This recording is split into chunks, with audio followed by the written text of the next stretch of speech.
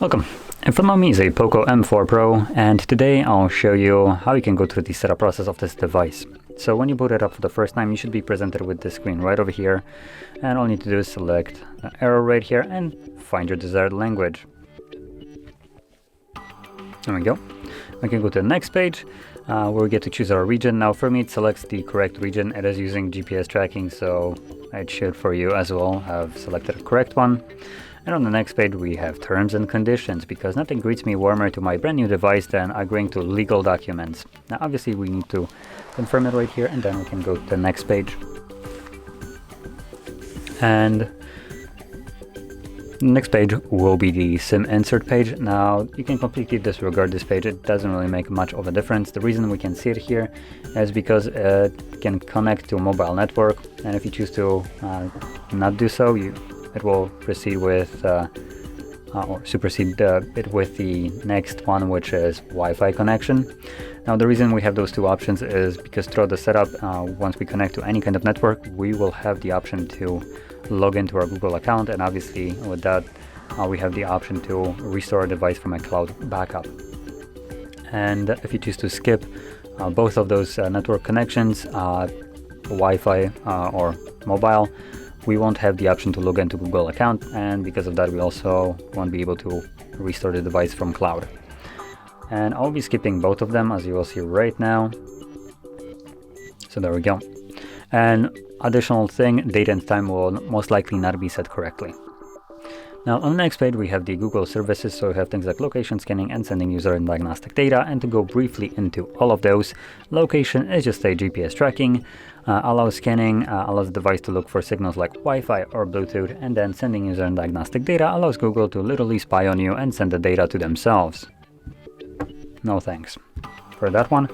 And from there we can go to the next page, which will be a screen lock.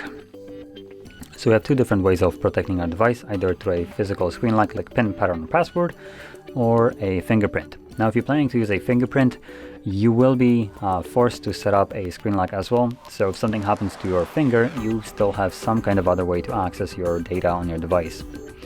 But I'll be setting up only a screen lock right here. So I'm going to select pattern.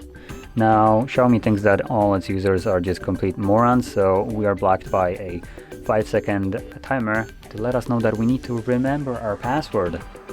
Like we're born in the 1700s and we are not aware what a password is. So once we set up our password, we can actually proceed further, and this will bring us to additional settings. Now some of them will repeat. That is because those settings are not from Google, they're right now from Xiaomi. There's another company that wants your data. Who would have thought? So we have location, same as before, GPS tracking. You can disable all of them if you don't want them. Send user and diagnostic data. Again, if you don't want to turn it off. Automatic system updates. I would probably keep this on just because I like my phone up to date. Personalized ads, the biggest cancer of it all. It basically checks what you search for, what you speak of, and then gives you ads based on it. And as you've seen, I just turned off two different things and they just turned off without any problem. Hey, guess what? Nah, are you sure you want to turn off personalized ads? We really like your data and to know what you search for. And then also, reverse psychology. You try to turn it off, so you'd probably logically think that this is the button that would confirm that option. Nah, it's this one. So yeah, I just adore this feature here.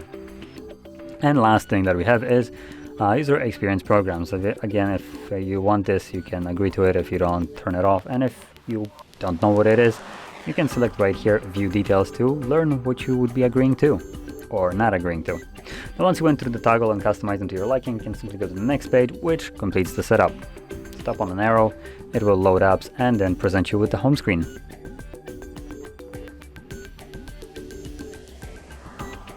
And there is our home screen. So, if you found this video helpful, don't forget to hit like, subscribe, and thanks for watching.